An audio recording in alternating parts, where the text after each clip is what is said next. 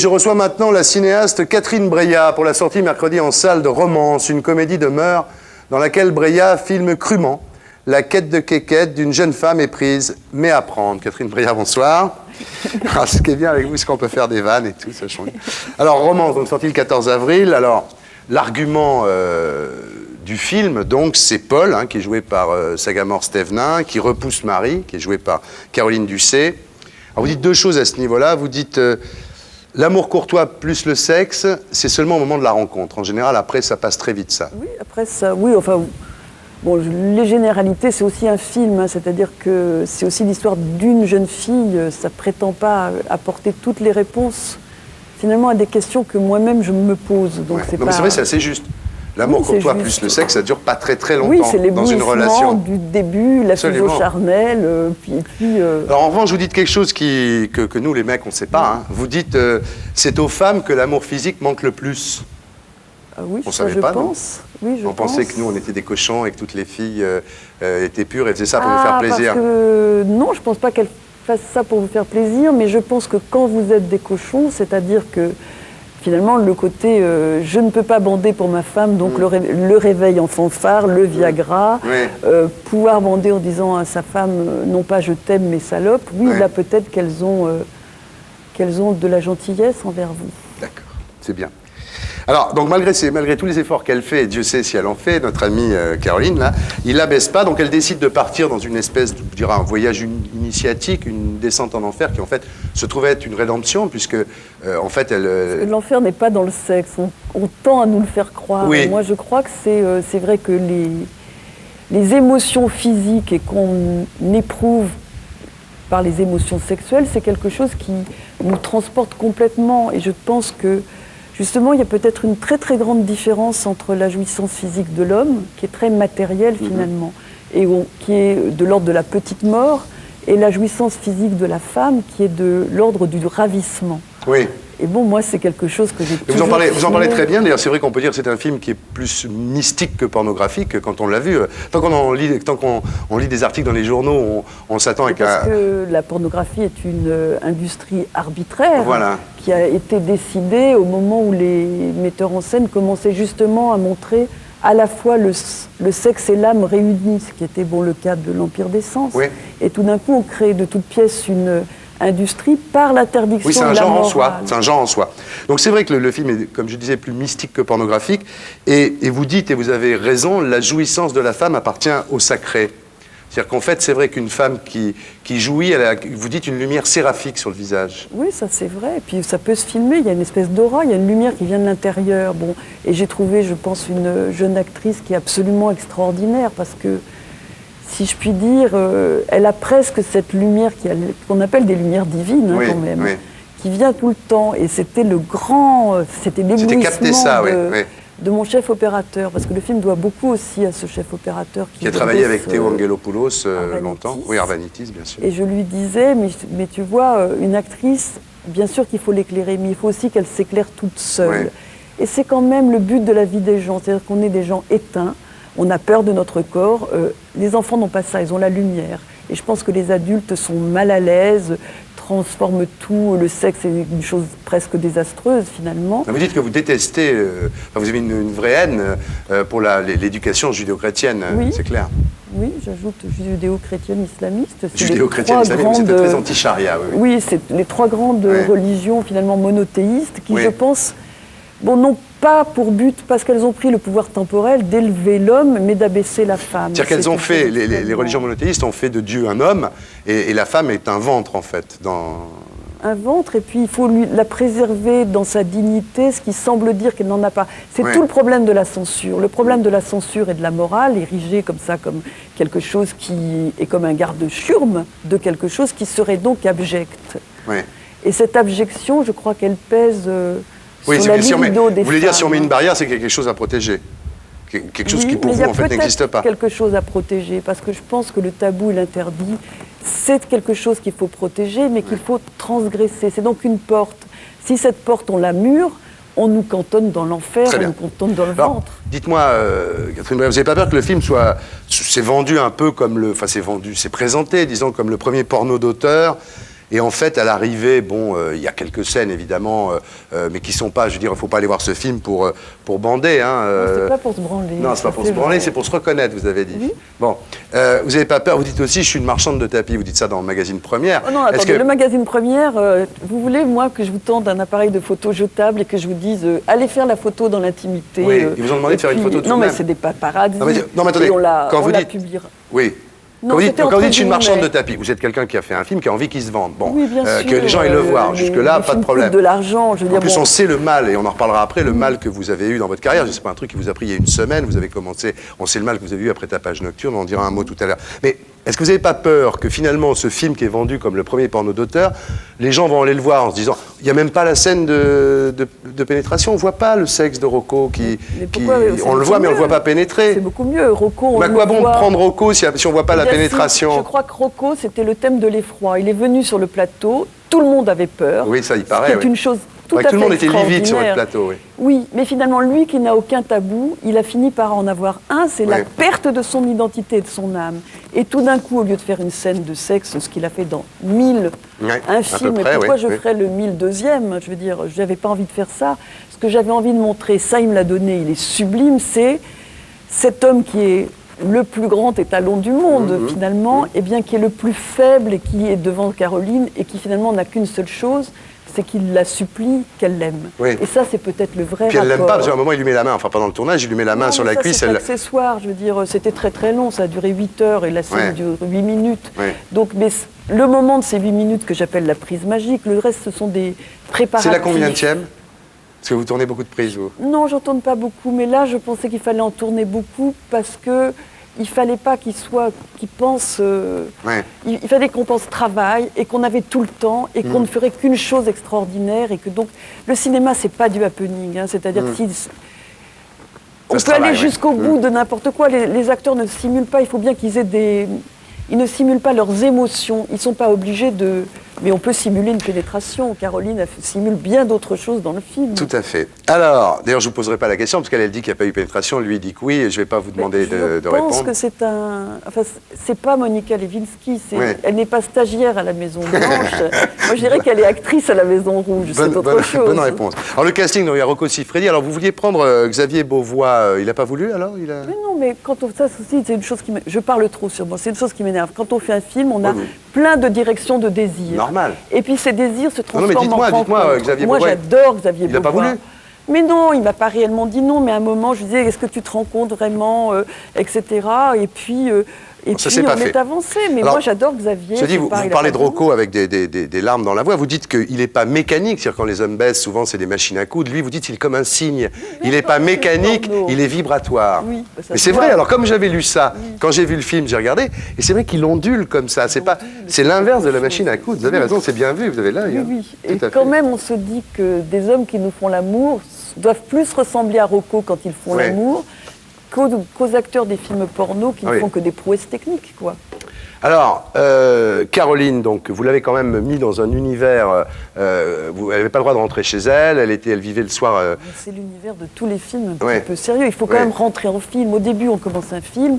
Comment s'incarner dans un personnage? Comment même moi me dire que je suis metteur en scène au début? Je veux dire, le premier moment, c'est un art magique, le cinéma. Donc c'est quelque chose qui est un petit peu sacré, où il faut se transcender elle est rentrée, soi-même. non mais c'est pas du tout une critique, elle est rentrée dans le film. C'est pour ça que si elle rentrait chez elle le soir, ça cassait la magie, elle n'était plus dans le film, bien sûr. Alors dites-moi, François Berléand, qui fait du bondage avec notre amie Caroline, là, c'est vrai que, ça c'est quand même incroyable, vous l'avez proposé à Godard, le rôle, et il a refusé. Mais je l'ai proposé à Godard, je l'ai proposé à plein d'autres acteurs. C'est pareil, tout le monde a envie de Godard parce que Godard est le verbe incarné. Il aurait été bien Godard là-dedans, Bien sûr. Berléand est pas mal, surtout quand il cherche ses instruments dans sa boîte. Là, quand Berléand est venu chez moi, c'était lui, ce n'était plus aucun des autres à qui j'avais demandé. D'accord. Donc, en tous les cas, Berléand, on ne le voit pas trop là sur la promo. Pourquoi il n'est pas content d'avoir fait ce film? Non, c'est pas ça. Je pense qu'effectivement, il y a un grand désir des médias qui se vendent très bien avec Rocco Siffredi. Donc c'est leur problème. Et qu'effectivement, dans le film, il y a une énorme révélation. Outre Caroline, c'est effectivement Berléand. Car quel acteur, qu'il l'attache avec des cordes, c'est une chose, mais il l'attache avec des mots. Et là, il dévie d'une espèce de chose qu'aucun acteur au monde n'a jamais fait. Tout à fait. Alors, on va avancer, sinon on va jamais y arriver. Donc je dirais qu'il y a trois ondes tutélaires sur votre film. il y a Oshima, bien entendu, puisque l'Empire des Sens, c'est un film qui vous a beaucoup marqué. Il y a Courbet, je dirais, L'origine du monde, parce que c'est comme ça que ça se termine, c'est-à-dire qu'elle devient femme. Oui, il y a 2 fois d'ailleurs. Il y a tout à aussi fait. l'ouverture symbolique comme ça de la conscience, parce que avec le ciseau en forme d'oiseau doré. Voilà. Et il y a Christine Pascal, votre amie, vous avez travaillé avec elle dans Tapage nocturne, vous l'avez aidée sur Félicité. Ah non, je ne l'ai pas aidée, je ne la connaissais pas. Ah bon? On s'est connus, c'est ce que j'appelle une amie de cinéma, c'est-à-dire qu'on s'est connus par nos films qui nous ont parlé de nous, et c'est comme ça qu'on est devenus amis. Mais amis, je dirais à la vie, à la mort, c'est vrai. Catherine Breillat, vous êtes née à Niort, qui est la ville des assurances. C'est d'ailleurs tellement gai, Niort, que Clouseau a décidé d'y tourner les Diaboliques. Donc c'est vraiment... Et ça m'a toujours... j'ai toujours pensé que ce n'était pas un hasard, c'était un signe. Parce qu'une ville aussi étriquée, aussi étroite, dans laquelle on vous tient sous pression, c'est peut-être formidable. Parce que j'allais à la bibliothèque. Vous ne seriez pas comme ça si vous n'avez pas vécu là-bas. Hein. Ah non, moi, je n'aurais pas lu autant de livres, je ne serais pas forgée dans l'imaginaire. Oui, alors vous dites Niort, c'était l'Iran, il y avait un trottoir pour les filles, un trottoir pour les garçons. Oui, absolument. Donc, alors je prenais le trottoir des garçons. Bien entendu, non, mais j'imagine que vous deviez être un sacré pistolet parce que d'abord vous avez été pubère très jeune avec votre sœur Marie-Hélène. Vous aviez les cheveux teints en blond platine. Et vous étiez quand même, vous deviez être quelqu'un, non? Votre adolescence, non? Je pense que le problème de vouloir soumettre comme ça et réduire, c'est qu'on forge l'idée inverse. Quelqu'un de réduit et de soumis devient un soumis et devient lui-même. Ce qui n'est pas le problème des hommes, parce que comme les hommes, on leur donne une place dominante, finalement, qui est un masque qu'ils ont de la peine à tenir, ce qui est la parabole du film, hein, puisqu'on voit Sagamore se hausser sur la pointe des pieds pour paraître un homme. Eh bien, c'est beaucoup plus difficile de se remettre en question et c'est beaucoup plus difficile d'avoir l'opposition contre ce masque et d'être. Alors, donc, vous avez quand même eu, malgré tout ça, le bac à 16 ans avec 2 ans d'avance avec mention bien, donc c'est plutôt bien. Et alors, vous montez à Paris, et là, je ne sais pas si nos amis téléspectateurs le savent, mais vous avez écrit à 17 ans un livre qui était interdit aux moins de 18 ans déjà, donc, qui s'appelait L'homme facile, hein, qui a eu un certain succès. À 12 ans, vous avez déjà écrit un livre, qui est libanais. Oui, non, c'était pas 12 ans, c'était juste avant L'homme facile. Alors après, vous avez écrit des livres, des scénars, vous avez fait des films, c'est pas ce qu'on disait tout à l'heure, c'est pas nouveau tout ça. Vous avez fait des scénarii pour Fellini, pour Piala, Police, il y a une histoire d'ailleurs, pour Christine Pascal, Zanzibar. Mais alors, vous avez fait un scénario pour Hamilton? Oui, Billy Tiss. C'est vous qui avez fait le scénar de Billy Tiss? Tout à fait. Ah mais je savais pas ça. Absolument. Ah bon. Et alors en 76, vous faites votre premier film, qui s'appelle Une vraie jeune fille, d'après un roman à vous qui s'appelait Le Soupirail. Et là, bon, vous avez fait plein de films, et c'est ce qu'on disait tout à l'heure, c'est-à-dire que votre carrière, c'est pas par hasard, quoi. Je veux dire, en 79, vous faites Tapage nocturne avec Dominique Laffin. Ça marche pas très bien. Si, ça a marché, Tapage nocturne. La seule chose, c'est que les gens n'étaient pas préparés à le recevoir, c'est-à-dire qu'ils entraient, mais c'était sûrement le film où le plus de gens au monde sortaient. Et si j'avais dit que j'étais le metteur en scène, il y avait du lynchage dans l'air. Parce que ça parlait de la liberté d'une femme, déjà. Hein. Et pourtant, Dominique Laffin, c'est un personnage très très proche de la vie rêvée des anges maintenant. Mais c'était intolérable. Alors, donc vous faites ce film. Alors, il y avait déjà quand même, parce que là, vous avez pris Rocco Siffredi, il y avait quand même déjà Joe D'Alessandro dans Tapage nocturne. Absolument. Qui est une égérie de la Factory Edouard Roll, qui était un petit musclé comme ça. Et j'avais Hiram Keller dans... c'est vrai. C'était une autre égérie de Fellini, celui-là. Oui, finir par croire, vous faites comme ces producteurs qui engagent des jolies starlettes dans les films. Oui, moi, c'est les hommes. Vous, c'est les hommes. Donc, vous êtes resté là 8 ans éloigné des plateaux, jusqu'à 36 fillettes, pardon. Où là, vous avez été obligé d'écrire plusieurs fois le scénario pour avoir votre avance sur recette. Non, je l'ai eu sur livre même. Vous êtes obligé d'écrire un bouquin, oui, absolument. Voilà. Ouais. Non, ça n'a pas été ça. Alors, la dernière question que je voulais vous poser, c'est quand vous tournez, vous vous cachez comme ça, sous une espèce de... Comment on dit pour les enfants, là? Non, je me cache pas sous une espèce. J'ai un foulard. Un foulard. Que je mets comme ça au ras des yeux. Et normalement, j'ai la frange qui va... Vous avez juste l'œil qui passe comme ça. Et c'est quoi ça? Ben si, ça c'est facile à expliquer. C'est parce que en fait, moi je vais dans l'extrême limite de la vérité du jeu des acteurs, comme ça, ce que j'appelle la prise magique, où on retient son souffle et on est si troublé parce que ça ressemble à de la vérité, d'où les questions aussi par rapport à Rocco, si vous voulez, ça ressemble tellement à de la vérité que je suis la première à être complètement confuse par les films. Et donc cette confusion, j'ai besoin de concentration, parce que faire un film, c'est un état de concentration, de transcendance, de pouvoir immatériel sur les gens. Il faut voir ce que c'est que le pouvoir d'un metteur en scène. C'est un pouvoir d'hypnotiseur. Surtout quand Caroline était prête à tout vous donner, là. Hein, c'est un pouvoir d'hypnotiseur. Et quand moi, je suis comme tout le monde, j'ai peur du regard des autres, il me détruit. Donc j'ai pas peur d'être ridicule en me cachant parce que je suis concentrée Vous êtes comme ça, là, dessous. oui. Si je rougis, si j'ai des émotions, personne ne les voit. D'accord. On peut penser qu'il y en a, mais personne ne le sait. Très bien. Bah écoutez, je vous remercie beaucoup. Voilà, ça fait un quart d'heure, oui, ça passe assez vite finalement. Hein. Eh oui, on aimerait passer Moi, je serais bien resté un moment. Fente. On est bien là, dans cette fente. Je reçois maintenant Patrick Cauvin pour la parution chez Albin Michel de Pythagore, je t'adore, un roman dans lequel il dépeint, 4 ans après leur séparation forcée, les retrouvailles des 2 adorables ados surdoués de E égale MC2 mon amour. Bref, après avoir décrit l'âge tendre des petits génies, Cauvin croque leur âge bête. Patrick Cauvin, bonsoir. Bonsoir. Alors on parlera après, Claude, ce qui est votre vrai nom, Patrick Voilà. Cauvin, on verra ça tout à l'heure. Donc Pythagore, je t'adore chez Albin Michel, donc c'est la suite, comme je viens de le dire, de E égale MC2 mon amour qui est sorti en 78. Et alors, le 28 mars 1981, dans La Croix, vous avez déclaré « J'ai toujours détesté donner des suites à ceux de mes romans qui ont du succès et je ne l'ai jamais fait. » Ben oui. Alors pourquoi êtes-vous revenu sur cette Écoutez, décision? bon, c'est vrai que ça fait 22 ans ou presque qu'on me le demande, cette suite. Mais je me méfiais des suites, c'est ce que je voulais dire. C'est-à-dire, bon, Rambo 1, c'est parfait, mais Rambo 2, bon, Ouais. on tire sur la ficelle. Donc je voulais pas. Et un jour, je rencontre dans un salon du livre une dame très gentille et qui m'a simplement fait une remarque. Elle m'a dit, vous savez, monsieur Cauvin, j'aime toujours bien vos livres, mais je ris moins qu'autrefois. Voilà. Vous devenez sérieux. Et là, j'ai pris 30 ans d'un coup, elle m'a terrorisé, je suis rentré, j'ai regardé le bouquin, je me suis dit, mais c'est vrai, elle a raison, je deviens un peu plus grave, on rigole moins, tout ça. Je me suis dit, bon, allez, faut faire quelque chose, faut réagir dans ces cas-là. Et donc, je me suis dit, j'ai mes 2 petits, là, je les reprends, non pas 20 ans après, parce qu'ils en auraient 30, Oui. mais 4 ans après, donc ils ont 15 ans, Voilà, ils ont 15 ans. Lorraine et Daniel. Alors, elle parle toujours en alexandrin racinien. Toujours, oui, Et c'est lui, ça, il vit ouais. toujours un peu dans la rose pourpre du Caire, c'est-à-dire il ne sait jamais Voilà. de quel côté de l'écran il est Voilà. pour aller vite. Alors, ils sont tous les deux à l'école. Et ils décident en même temps de se retrouver, mais sans se concerter, comme s'il y avait un 6e sens, quoi. Oui, c'est-à-dire que lui, il est dans une école de réadaptés, parce que vous savez, les surdoués, c'est un cas étrange. On ne sait pas très bien quoi en faire, d'abord. Et puis, il y a ceux qui sont très malheureux.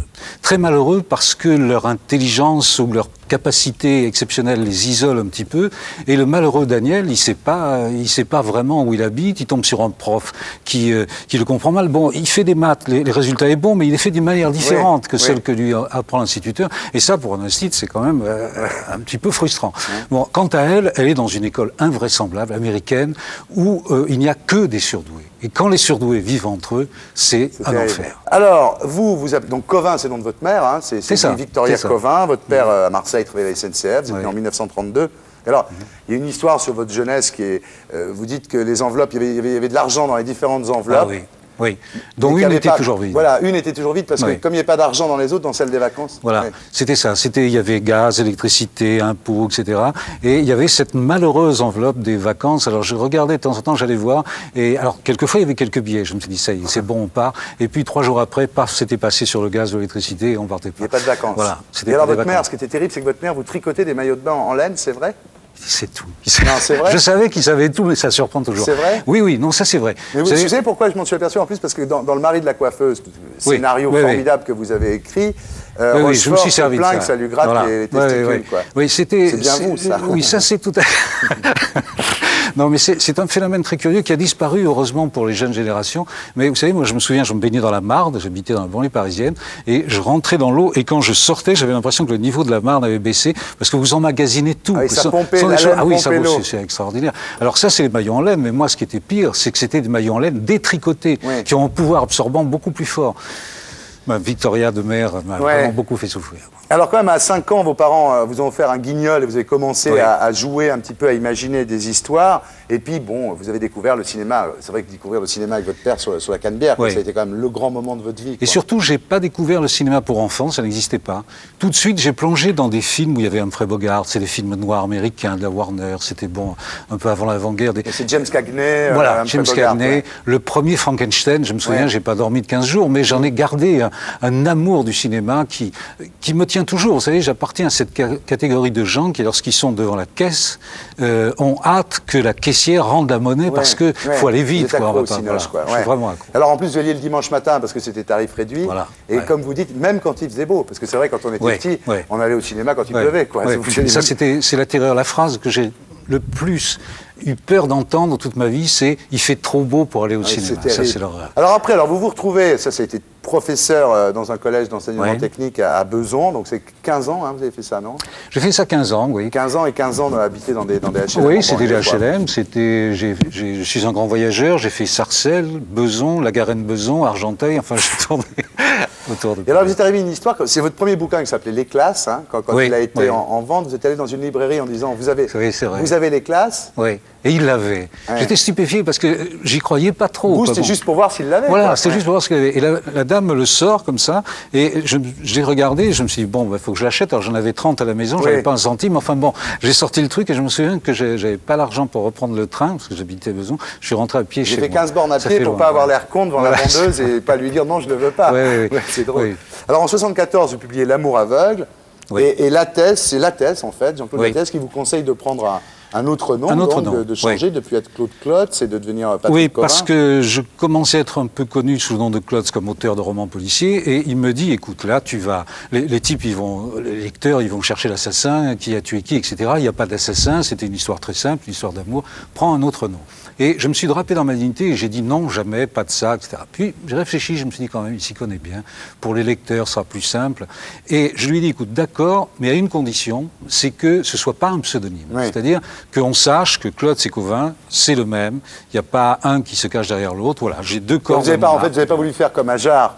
Non, pas du tout. On ne savait pas C'est effectivement l'inverse, qui oui, était Ajar. Vous avez fait un peu comme Boris Vian avec Vernon Sullivan ou Jacques Laurent avec Jacques Cécile Laurent, Saint-Laurent. Jacques Laurent, Oui, c'est voilà, peut-être ouais. le plus- C'est le ça. plus fort. Alors en 76, Monsieur Papa, qui est un truc assez immoral, hein, Monsieur Papa, quand C'est vrai. l'histoire est assez sérieuse. Et en 78, donc on en parlait, E égale MC2, Mon Amour, qui a été porté au cinéma. Oui, c'était un réalisateur américain, George Royle. Qui a fait L'Arnaque. Qui a fait L'Arnaque, Butch Cassidy le Kid, etc., bon, qui est un grand. Et j'étais très content que ce soit lui. Bon. Et je dois dire, en toute franchise, d'autant plus qu'il me l'a dit, à la projection, il m'a dit, je l'ai un peu loupé. Ouais. Et c'est vrai que c'était habitué, je sais pas, c'était un type qui était habitué aux grands espaces, aux cavalcades, aux combats, aux spectacles. Et là, avec ces deux mômes dans Paris, il était un peu à l'étroit. Vous savez, un peu Enfin, comme là, c'est quand même pas si grave que quand la télé a pris Rainer, votre héros de Klotz, pour en faire Runner. Écoutez, si vous voulez qu'on reste voilà, en sympathie. Voilà, là, c'est quand même là dans le genre. Oui, ah oui, non. Là, ils vous l'ont flingué quand même. Hein. Complet.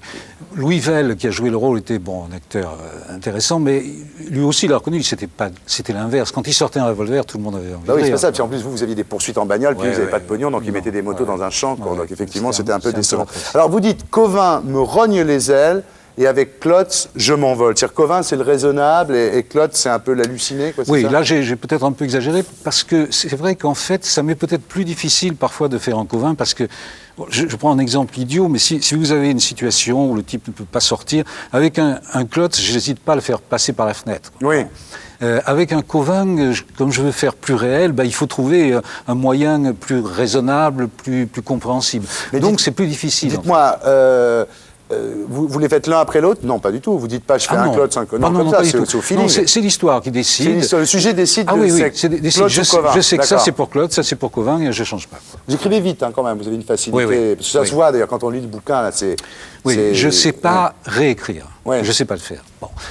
Et je fais confiance, à tort ou à raison, mais au premier jet, c'est-à-dire bon. Si vous faites ce qu'on lit là du premier jet, c'est fort. Oui, même, hein. c'est ce que je fais. Je pars de l'idée qu'il y a une spontanéité. Vous savez, mais je sais peut-être pas vrai. Je sais pas. Je dis ça, mais enfin, j'y crois quand même que la vitesse d'écriture entraîne une vitesse de lecture. Ouais. Il me semble que si j'écrivais lentement, on me lirait lentement. Là, bon, mais c'est peut-être faux.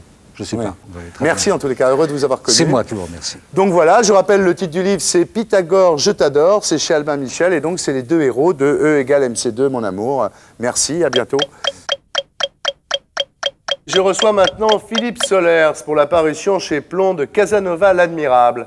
Casanova est mort il y a 200 ans. Pour fêter cet anniversaire, l'auteur de Femmes prend sa plus belle plume et couche en 260 pages un passionnel hommage au plus libertin des écrivains. Bref, quand Solers donjuanise, le lecteur succombe.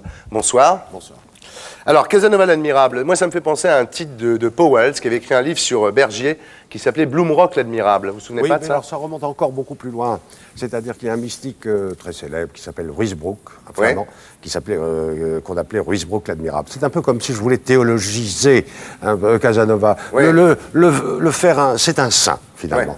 Ouais. Et il faut en parler au pape bientôt, parce que maintenant que l'Inquisition va être étudiée et qu'on Vous va avez vers vu? une repentance générale, la repentance, voilà, il faudrait s'acheminer, le travail est rude, mais il faut s'acheminer vers une canonisation de Casanova. J'ai de forts arguments sur ça. Alors Casanova, bon, on se trompe beaucoup sur lui, hein, d'après vous, c'est-à-dire qu'on en a fait une bête de spectacle, un pantin, une marionnette, alors qu'en fait, vous nous expliquez ça dans votre livre, c'était un des plus grands écrivains du XVIIIe siècle. Quoi. C'est ça qui est extraordinaire. C'est terrible. Heureusement que vous êtes là. Hein.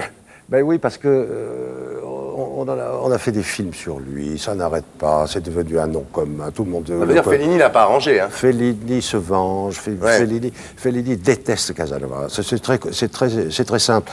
Fellini est un mamiste, vous savez comment dire. Oui. C'est un type qui aime la grosse mama italienne et qui est fou de jalousie par rapport à ce personnage. Alors il en fait une marionnette, un staccano bisexuel, une mécanique. Et donc c'est de la vengeance. Tout le monde s'est vengé de lui. Ce qu'on a oublié, c'est qu'il avait écrit tout ça. Ben oui, justement, on va y venir. Alors, bon, c'était qui ce Casanova?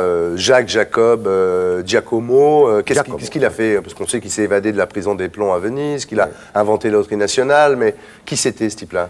Eh ben voilà, c'est quelqu'un qui a eu une vie extraordinaire et qui s'est rendu compte à la fin de sa vie que sa vie avait été son chef-d'œuvre et qui a, dans un siècle, qui a tout à nous apprendre si on ne veut pas retarder sur lui.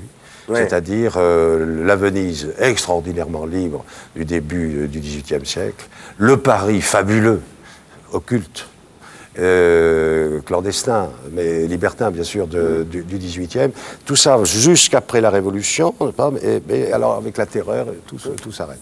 Et alors Casanova est impressionnant parce que non seulement c'est un joueur, non seulement il passe son temps à éprouver son corps comme une expérience personnelle, avec auto-observation. Oui, c'est un philosophe en action, c'est la connaissance par la jouissance. La philosophie du plaisir, en tant qu'elle peut nous apprendre davantage que la souffrance comme rédemption. Alors, voilà. Philippe, à la fin de sa vie, donc il écrit 3000 pages en français. En 9 ans. En français. En français. Ça, c'est très important. Qu'on appelle mémoire, mais en fait, c'est histoire de ma vie. Oui, oui. Et alors, ce texte, c'est ce qu'on apprend, enfin, certains le savaient, mais nous, pauvres pêcheurs, c'est un roman on policier. l'apprend en lisant, c'est-à-dire qu'en fait, ça a été caviardé, riraillé, Voilà. abîmé. C'est un roman policier, cette histoire de manuscrit. Rien que ça fait un livre. Alors, avec Casanova, on n'en finit pas, d'ailleurs, parce que tout est passionnant. Il y a 50 romans à faire, etc. Mais l'histoire du manuscrit est fascinante parce qu'il est transporté, à la fin de sa vie, il meurt. Bon, il se tue là-dessus. 13 heures par jour, qui lui passe, dit-il, comme 13 minutes. Comme quoi, quand on écrit vraiment, le temps se contracte. Il est transporté en Allemagne. Il est d'abord publié en allemand, chez Brockhaus. Ensuite, publié en allemand. Alors que l'original est français. Il n'est pas en italien, il est en français. Et ensuite, traduit de l'allemand par un professeur qui, en effet, gaze les passages les plus gênants. En fait une version expurgée, qui est d'ailleurs toujours disponible en Pléiade, et ce n'est seulement que depuis... Oui, la Pléiade, c'est la version... C'est la version La Forgue. C'est celle du début du 19e siècle, 1825-1826, celle que lit Stendhal et dont il va naître, en quelque sorte, parce que Stendhal doit tout à Casanova, c'est probable. Et c'est la version, qui est ce qu'elle est, mais qui gomme, comme par hasard, tous les passages les plus crus, les plus Bon, on va en parler. Alors, c'est en 93 que Francis Lacassin publie pour la première fois... 1993, il y a 5 ans. Chez Bouquin, chez 3 Lafon. gros volumes. Là, il publie le vrai texte. Version définitive, version intégrale en Voilà. français. Et en 98, Solers nous en fait un digest. Le temps de réfléchir un peu. Voilà. Il est très sympa, votre Casanova, mais enfin, quand même, il a quand même fait un enfant à sa fille de 14 ans, non? Oui, alors ça, c'est un des thèmes les plus étonnants de son histoire. Quand on dit, il a fait alors... Non. C'est très... voilà, c'est ça. Donc, il disait l'inceste, on trouve ça tragique, moi je trouve ça comique. Voilà. Il a une position tout à fait blasphématoire, c'est-à-dire qu'en effet, les tragiques grecs, Sophocle, Antigone, Oedipe, tout ça. Et lui, c'est du côté de la comédie, c'est très profond d'ailleurs. Il est très, très, très lucide sur les rapports père-fille. Probablement qu'il n'y a rien de plus tabou. Et donc, à cette époque-là, dans ce climat-là, avec un certain savoir-faire, qui implique d'ailleurs la mère de la fille. Ah oui, d'accord. Et sans rien forcer. Oui. Voilà. Oui, d'accord. Parce qu'on pourrait dire, oh là là, quel violeur, Non, pas du tout. C'est fait avec beaucoup d'art, mais finalement, si on écoute Mozart, on comprend ce que ça veut dire, tout ça. Alors, bon, vous êtes là depuis 58, hein. Non, mais c'est pas mal quand même, hein. Ça fait 40 ans que vous êtes sur le marché, là, Solers. Alors, votre premier bouquin, c'était Introduction, enfin, vos premiers écrits, c'était Introduction au lieu d'aisance ou Le Défi? Le Défi, je crois. Le Défi. Premier, oui, j'avais 20 ans. Oui. Et Introduction au lieu d'aisance, c'était C'est quoi? un texte, ça, c'est pas un livre, c'est une petite pochade.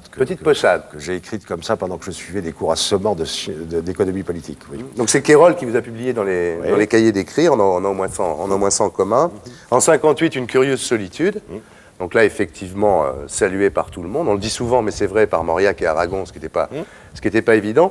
Ensuite, 20 ans d'expérimentation du langage, comme on dit poliment, pour dire qu'à l'époque, vous faisiez des trucs absolument habitables. Oui, mais habitable, mais très, très bité. Très, ouais, paradis, loi, H, et tel quel. C'était quoi tel quel? Si vous deviez résumer tel quel pour quelqu'un, un béotien comme moi, vous diriez quoi? Moi, je prends le dernier article paru dans Le Monde, c'est de Dominique Noguet sur Houellebecq et tout ce qui est en train d'arriver en ce moment, et qui dit, bon, il y a eu 3 mouvements littéraires importants au XXe siècle, c'est Dada, le surréalisme et tel quel. Bon, voilà. Ah ouais. Eh ben, carrément, moi, je me fie à ce qu'on écrit et qui n'est pas de moi. Ouais. Donc, à la façon dont c'est vu.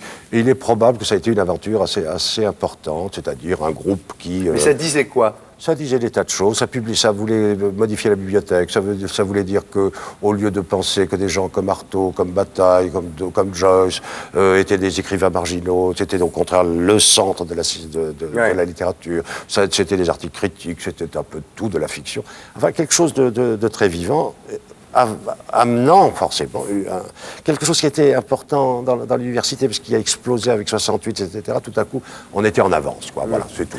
Alors, après, vous avez eu votre époque maoïste, jusqu'à ce que vous alliez en Chine en 74 et que vous découvriez la réalité. Le truc est quand même difficile à comprendre. Vous avez été maoïste, vous, aujourd'hui, vous dites oui, j'étais maoïste. Bon, enfin, personne ne vous en veut, d'ailleurs, tout le monde vous aime beaucoup et vous le savez. Mais si vous disiez j'ai été franquiste ou salazariste ou pinochetiste. Attends, mais j'aurais pu être quoi aussi, alors remontons au Moyen-Âge. Non, mais je veux dire, il y a des questions d'âge. Personne vous pardonnerait. Pourquoi est-ce que finalement, est-ce que c'est parce qu'il n'y a pas eu de Nuremberg du communisme? Pourquoi est-ce que finalement les fréquentations staliniennes, trotskistes, léninistes, maoïstes sont plus facilement pardonnées que les fréquentations de l'autre bord? Eh bien, je vous répondrai quand même en chinois, à savoir que le maoïsme, entre guillemets, n'avait rien à voir avec l'histoire russe. Hein. Le problème à l'époque, c'était ça qui était amusant à faire, le problème à l'époque, c'était d'essayer d'attaquer par tous les bouts l'empire, l'ex-empire soviétique, qui est dans un état quand même mafieusement avancé, alors que la Chine, bon, ça va pas du tout, hein, c'est pas ça qui... Bon, mais quand même, voilà. La Chine, c'est une autre histoire, ça n'a rien à voir avec l'histoire. Mais que Mao ait fait du bien à la Chine, c'est comme Hitler a fait des autoroutes, si vous voulez, oui, bien entendu. Oui, mais non, c'est pas la même chose. Je crois que là, on se trompe en amalgamant tout ça. Je relisais le journal de Claudel, bizarre, qui a passé 15 ans en Chine, et qui est un type qui connaît bien la question. Il dit à un moment donné, vers 1950, il dit Mao Tse-tung est le Washington de la Chine. C'est-à-dire le moment où, brusquement, un pays qui aurait dû être la colonie soviétique s'est émancipé, etc., et fait autre chose. La Chine est la première puissance mondiale économique dans 40 ans. Hein. Si je vous dis en 1898 que les États-Unis d'Amérique seront en 1950 la première puissance mondiale avec la maîtrise de la monnaie. Donc, hein, déjà que ça se sent, la crise asiatique. Moi, ce qui m'intéressait, c'est la Chine. C'est-à-dire quelque chose qui avait été complètement opprimé, guerre de l'opium, colonisation soviétique, etc. Communisme, c'est pas si intéressant que ça. Ce qui m'intéresse, c'est la civilisation chinoise, son écriture, sa poésie, sa peinture, patati, patata. Et dans tel cas, il en était beaucoup question. Très bien. Alors, il y a une question que je vais vous poser tant que je vous tiens là. Page 229 des particules élémentaires, Houellebecq raconte qu'il va vous voir. Non, Houellebecq raconte pas qu'il va me voir. Il raconte qu'un de ses personnages, très névrosé, qui voudrait écrire, va voir un type qui s'appelle Solers, déjà. Attention. Oui. Alors c'est vrai ou c'est pas vrai? C'est un roman. Mais non, c'est pas vrai. Puisque tout le monde sait qu'il y a 9 personnes sur 10 qui pensent que c'est vrai quand même. Ben oui, mais c'est là où on se trompe. C'est-à-dire qu'on veut lire un roman. Maintenant, vous êtes suffisamment célèbre pour être un personnage de roman, ce qui est très bien pour vous. Mais... Les problèmes qu'on cherche à Houellebecq sont parasités par cette erreur qu'il y a entre la fiction et la réalité. J'ai rencontré Houellebecq pour la première fois, il peut en témoigner, vous avez qu'à me poser la question, il y a un mois. Il a envisagé un écrivain névrosé qui, comme par hasard, fantasmait beaucoup sur Solers et qui va le rencontrer dans son imagination. Il va voir Solers. Et il me prête des propos qu'évidemment, j'ai jamais tenus. Oui. Bon. Vous auriez dit quoi, vous? Parce que là, je suis supposé lui dire bravo, vous êtes raciste, etc. Les nègres ont une grosse bite, vous avez bien raison, je sais pas, j'en sais rien. Boum, boum, je dis même dans le roman, alors que je ne dis jamais boum, boum. Ou alors, si vous voulez, je dis boum, boum ce soir. Enfin, bref. Non, c'est de l'humour. On vit une époque un peu terrible. On vit une époque très grave. Un peu grave. On vit une époque oui. grave où on croit qu'un type il fait un roman qui dit la réalité, où on fait des procès à tout le monde à chaque instant, où on cherche des poux dans la tête, où on ouvre des dossiers, où on est en renseignements généraux 24 heures sur 24, bien la marre. Quoi. Non. Bon, dernière question. Dernière question sur Femmes, que vous avez publié en 83. C'est le moment où vous êtes devenu effectivement beaucoup plus populaire, beaucoup plus grand public. Et un jour, je parlais de ça avec Berkoff, qui m'a dit, bah oui, finalement, Solers, Faut s'y faire. il a fait comme les putes en Afrique, comme les filles en Afrique, un jour, elles veulent gagner de l'argent, elles font boutique mon cul. Et vous en pensez quoi de ça? Vous avez quoi à répondre à ça? C'est vrai qu'à ce moment-là, vous êtes sorti de l'underground, enfin de l'underground, vous êtes sorti d'une sorte d'underground littéraire pour devenir grand public, oui. Bon, moi je crois que c'est un très bon livre d'abord, il n'y a pas une ride, où il est beaucoup question de tas de choses, et pas seulement de cul. Mais dès que... Mais c'est drôle qu'on dise toujours cul pour des histoires sexuelles. Moi je prends ça plutôt au sérieux. Ou alors on dit Casanova c'est 3000 pages de cul. C'est pas vrai. Ou on dit ça c'est des histoires de cul. C'est pas vrai. La Clos c'est des histoires de cul. C'est pas vrai. Ça c'est encore une réaction de refoulement, de pruderie. Au fond c'est une réaction puritaine. Hein. La sexualité, on s'en débarrasse, soit en ricanant, soit en refoulant, en croyant c'est le diable, soit en disant des histoires de cul. Non. C'est quelque chose d'assez précis qui est susceptible d'un art et d'une connaissance. Voilà ce que j'ai essayé de faire. Très bien. Je reçois maintenant Claude Rich pour sa composition dans Le Derrière, le deuxième long métrage de Valérie Lemercier, une comédie filmant avec délice les mœurs du milieu homo et dans laquelle Claude, en riche d'Andiguet, nous égaye. Bonsoir. Très bien, bonsoir. Alors, l'histoire, c'est l'histoire de Frédéric qui est une fille qui est Valérie Lemercier, qui est née dans un haras d'une saillie sans lendemain, dont vous étiez les talons. Hein, qui cherche son père, parce qu'elle ne l'a pas connu, elle le retrouve à la mort, elle apprend ça à la mort de sa mère.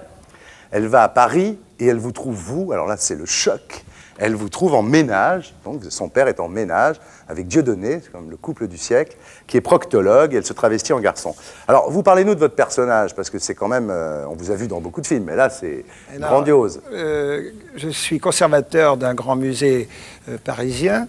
Je vis avec Dieudonné, je suis un homme un peu qui se prend un petit peu au sérieux, qui est un petit peu un peu ces espèces de... Il porte une écharpe rouge tout le long du film. Enfin, c'est un personnage très snob, très gauche caviar, gauche caviar, un peu Pierre Berger. Enfin, je vous demande pas de me dire que c'est lui dont il s'agit, mais c'est un personnage dont on voit quelquefois dans les ministères quelques personnages comme ça. C'est ça, il est très rue de Valois. Voilà, c'est ça. Alors, ce que dit Lemercier, c'est qu'en fait, c'est le nouveau pouvoir. C'est-à-dire qu'en fait, le pouvoir, contrairement à ce qu'on pense, n'appartient plus au costume vide avec des attachés case, mais à ces gens-là, quoi, le pouvoir de la culture, le pouvoir des médias, c'est ça. C'est un personnage important qui vit avec un proctologue et qui, découvrant une fille qui lui arrive, un fils parce que qui lui arrive, il est très surpris, il est un peu mécontent parce que ce fils a des allures un petit peu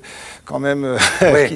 lui est assez snob. C'est-à-dire qu'au début, quand elle est en fille, il ne s'intéresse pas à elle, mais dès qu'elle s'habille en garçon, il la remarque, évidemment. Ouais, Et d'ailleurs, l'idée de Lemercier au départ, c'était d'annoncer ça à son père au moment de consommer. Puis alors, c'était un peu too much, et donc elle a décidé de l'annoncer dès le départ, dans le scénario.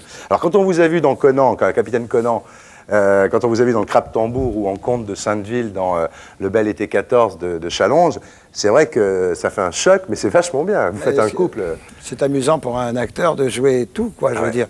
Et le fait qu'il aime un homme au lieu d'aimer une femme, c'est toujours de l'amour. Oui, non, mais c'est pas crapoteux, c'est très drôle, c'était très bien joué. Dieudonné est formidable parce qu'il a cette espèce de côté très sérieux qu'il a parfois, comme ça. Alors vous, c'est la première fois que vous faites le rôle d'un homo à l'écran, non? Ben oui, c'était amusant. Il était temps, même. Alors au début, au premier rendez-vous, quand vous en avez parlé, vous avez dit oui, en imaginant un peu le personnage. Après, vous avez lu le scénario, vous avez dit non. Et qu'est-ce qui vous a poussé à redire oui? C'est d'avoir parlé avec Valérie, quand je lui ai dit que j'hésitais à cause... parce que la première fois, voilà, elle m'a téléphoné, je l'aime beaucoup. Alors, nous sommes vous êtes surtout l'acteur préféré de sa mère, faut dire aussi quand même déjà, ça. Oui. Ça crée des liens. Claude Pieplu et moi. Oui, Claude Pieplu, vous êtes deux, oui. Alors, elle m'a donné rendez-vous, elle m'a expliqué le personnage, ça m'a amusé énormément, et elle m'a dit, voilà, je vous envoie le scénario. Quand j'ai vu le scénario, ça ne correspondait pas tout à fait avec ce qu'elle m'avait expliqué. Alors, j'ai été obligé de relire 2 fois, 3 fois, et puis je lui ai dit que j'hésitais, elle m'a dit, mais réfléchissez comme vous voulez. Et quelques jours après, j'ai dit oui. Voilà. Vous avez bien fait. Voilà. Vous avez bien fait. Alors, le tournage, c'est pas évident au début, là, c'était un peu... Premier jour de tournage. C'est-à-dire que je pense que Valérie est l'actrice que nous connaissons, mais c'est aussi un auteur qui a vraiment du caractère et qui, quand elle a eu peur que je veuille peut-être infléchir dans mon sens, elle n'a pas voulu. Dieudonné a voulu aussi un petit peu. Chaque acteur, quand il commence, il essaie de prendre ses marques. Quoi, vous avez dit à votre femme en rentrant le premier jour, j'ai l'impression d'être un débutant. C'est-à-dire qu'elle vous a quand même... Elle avait commencé à travailler. Par exemple, il y avait à la fin d'une phrase... Oui. PFF, vous savez. Ouais. Alors, je faisais non. On a fait 32 prises, je ne sais pas combien. Oui, c'est un peu énervant. Alors, je ne savais plus. Et à la fin, bon, ben... Elle sait ce qu'elle veut, hein. Elle sait ce qu'elle veut. Mais le résultat est bien. Alors, on va regarder un extrait, donc ça s'appelle Le Derrière de Valérie Lemercier, avec Claude Rich et puis tous ceux que j'ai cités, Magnéto. Alors quoi, je vais attendre mon tour avec ma serviette sous le bras, comme au camping? Parce qu'il doit lui en falloir du temps, hein, pour savonner un gourdin pareil. Je t'en prie, Francis, c'est quand même mon fils. Oh, c'est vrai, pardon. Et c'est vrai que tu t'en es très bien occupé. Hein, bientôt, tu vas aller le voir à son petit spectacle de fin d'année avec ton petit caméscope. Non, là, écoute, je sais pas très bien où tu vas en venir. Excuse-moi, mais moi, je préfère être du côté de la générosité. C'est un choix que j'ai fait et qui me semble naturel, surtout quand on a la chance, comme nous, d'avoir beaucoup reçu. C'est certain qu'il est plus simple de ne pas aimer l'autre, mais ce genre de comportement, de rejet, cette discrimination sans appel, comme ça me rappelle des choses pas jolies qui se sont passées il n'y a pas si longtemps que ça. Bon, je crois qu'il est temps que je te prenne un rendez-vous avec mon copain Berco. Qui c'est ça, Berco? Ben, le gérontologue. Donc Le Derrière, c'est magnifique, avec Claude Rich, Dieudonné, Valérie Lemercier et plein d'autres. Alors, Claude, est-ce qu'on peut dire votre âge? Vous le dites pas? Écoutez, non, mais... ça est arrivé qu'on le dise, mais je préfère ne pas le dire parce que je suis pas très vieux, mais pour moi, je suis quand même affreusement... Bon, je ne le dirai pas. En tous les cas, vous êtes très en forme. Oui, je suis en forme parce que... Ah non, mais je vous trouve sérieusement. Non, mais il y a 5 minutes, j'avais les cheveux jusque-là. Oui. Alors j'avais l'air d'une vieille dame. Mais maintenant, qu'on m'a coupé les cheveux, j'ai l'air d'un vieux monsieur. Non, vous êtes toujours très marqué par votre enfance, on va en parler, mais vous avez surtout dans l'œil, hein, ça c'est quelque chose d'extraordinaire, vous avez toujours ce regard d'enfant, quoi. C'est très malin, très pétillant comme ça. Et bon, voilà. Donc je ne dis pas votre âge, mais vous êtes bien conservé. Alors, vous avez été, quand je dis très marqué par l'enfance, vous gardez toujours un souvenir ému, par exemple, de cet appartement, il y a beaucoup de choses comme ça qui vous ont marqué dans l'enfance, cet appartement boulevard Saint-Michel, au 95, où vous avez vécu de 1935 jusqu'à 1959, c'est-à-dire de la mort de votre père à votre mariage. Oui, ma vie s'est passée boulevard Saint-Michel jusqu'à mon mariage. Oui. Et de ce boulevard Saint-Michel, je garde un souvenir... c'est là que j'ai eu envie de faire du théâtre. Oui. Parce qu'il y avait la ligne du 38, l'autobus. Alors, j'ai été employé de banque à la Société Générale. Ensuite, j'ai été chez Charles Dulin au théâtre Sarah Bernard. Ensuite, mon premier théâtre est le théâtre de la Renaissance, où j'ai joué la corde. Toute votre vie se jouait sur le 38. Sur le 38, et qui allait à la gare de l'Est, parce que je suis alsacien et que je rentrais chez moi pour les vacances. Alors, toute ma vie, c'était mon arête de poisson. Voilà. Et alors, vous parlez souvent de votre mère, Marguerite, vous vous souvenez du bruit des aiguilles à tricoter dans le grand appartement. Enfin, on sent que ça vous a profondément marqué. Il y a une époque dont vous parlez moins, peut-être parce que vous avez un peu honte de ça, enfin, honte encore... Faut-il en avoir honte, mais c'est vrai que pendant la guerre, contrairement à beaucoup de gens, vous avez traversé la guerre, vous aviez une dizaine d'années, hein, vous avez traversé la guerre d'une façon quand même privilégiée. Vous étiez à Neauphle-le-Vieux dans une pension qui ressemblait un peu au disparu de Saint-Agile, d'ailleurs, d'après ce que j'en ai lu. Mais la guerre était, quand on a 10 ans, la guerre est simplement... Il y avait mon frère qui se battait à Cassino. Ouais. Bon, alors je me sentais dédouané du côté de la guerre. Moi, 10 ans, qu'est-ce que vous voulez que je fasse d'autre que d'aller faire la queue au lait pour ma mère, pendant que ma mère faisait la queue chez l'épicier, moi je faisais la queue. Et puis c'était ça. Alors, vous avez vécu ça comme ça dans l'exaltation un peu des héros de l'époque, c'est-à-dire Mermoz, dont votre ami Brasseur, enfin, on en a parlé de Marmosière avec votre ami Claude Brasseur, Saint-Exupéry, le père de Foucault, fait une espèce d'exaltation. Et puis vous alliez en vélo, comme ça, à Trappes, prendre des cours chez une jolie jeune fille l'après-midi. Mais vous savez tout de ma vie. Non, mais je trouve que c'est effectivement, alors par rapport à ce que d'autres personnes ont souffert, c'est clair que, mais bon, c'est vrai que vous aviez 10 ans, et surtout, vous sculptiez des marionnettes et vous faisiez des pièces de théâtre. C'est comme ça que... Oui, j'ai appris à aimer le théâtre dans cette école du Gai Savoir qui se trouvait à Naufle-Vieux. Et là, notre professeur nous avait acheté des boules en bois et avec des gouges comme ça, on en avait formé des marionnettes, on les peignait. Et avec derrière un paravent, j'ai commencé à jouer la comédie en faisant tous les personnages et en imitant Bourvil. Alors après la guerre, évidemment, là c'est retombé, je dirais, un peu sur terre, quoi. C'est l'après-guerre, c'est Kafka, c'est Céline, et en parlant de Kafka, vous travaillez dans une banque, donc voilà, pour quelqu'un comme vous, ça a dû être terrible, j'imagine. Oui. C'était, moi j'avais envie d'en sortir, c'était au moins, ça a été le coup de fouet qui m'a donné envie de faire quelque chose. De devenir ce que vous vouliez être, en fait. Donc j'ai voulu être acteur, donc j'ai réveillé ma mère une nuit, comme ça, et je lui ai dit, j'ai appris qu'il y avait un cours qui s'ouvrait, qui était les cours gratuits, le déjeuner gratuit, une bourse, c'était le centre du spectacle, qui était une école d'État.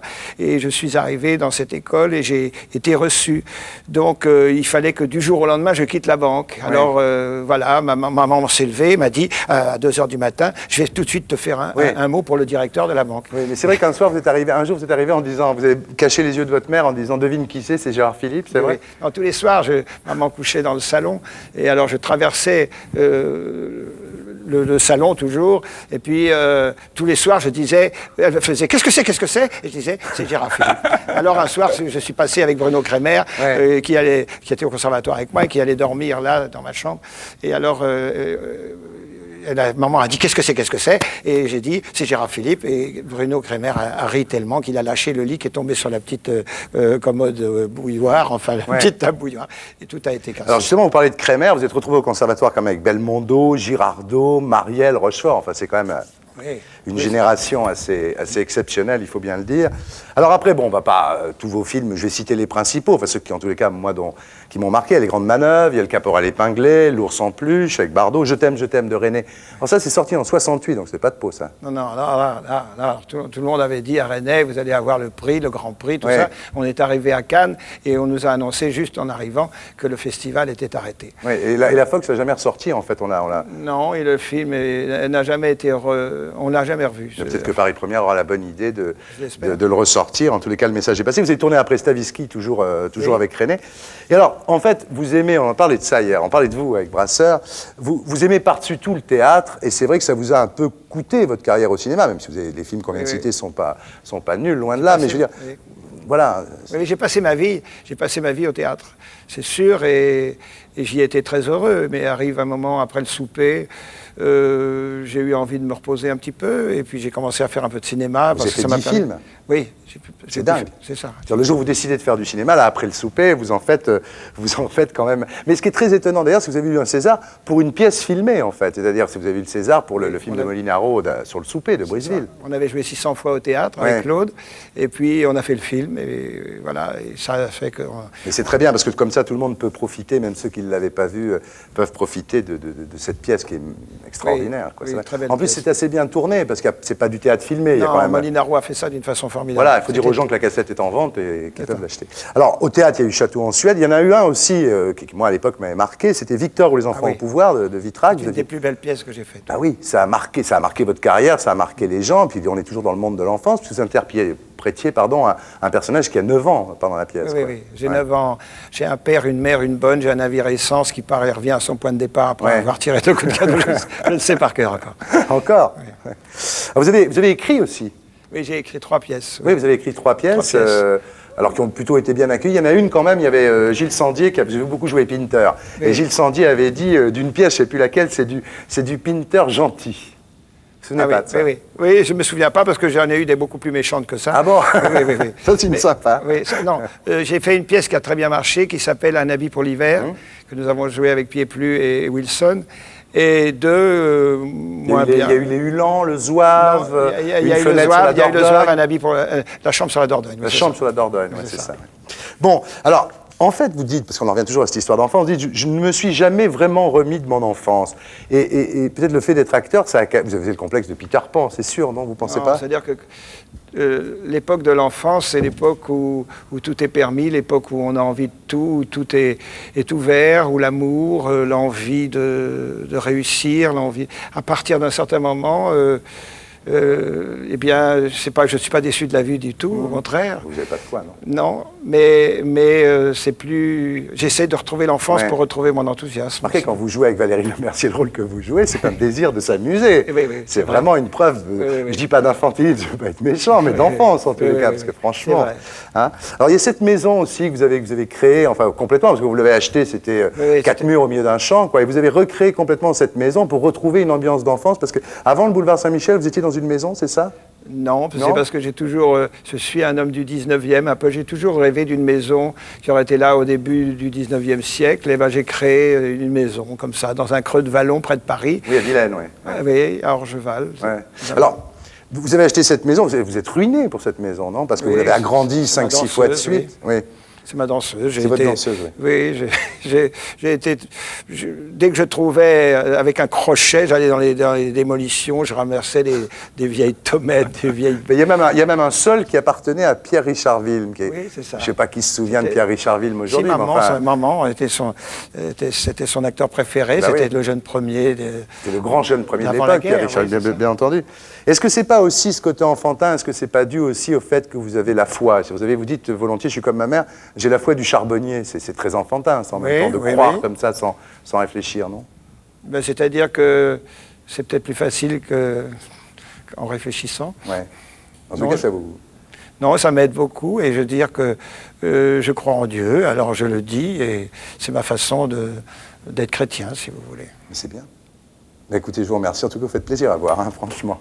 Donc, je rappelle le titre du film. Donc, on ne parle que de ça, de toute façon, en ce moment à Paris et j'espère en France bientôt. Ça s'appelle Le Derrière de Valérie Lemercier et ça vaut le déplacement. Merci beaucoup. Merci.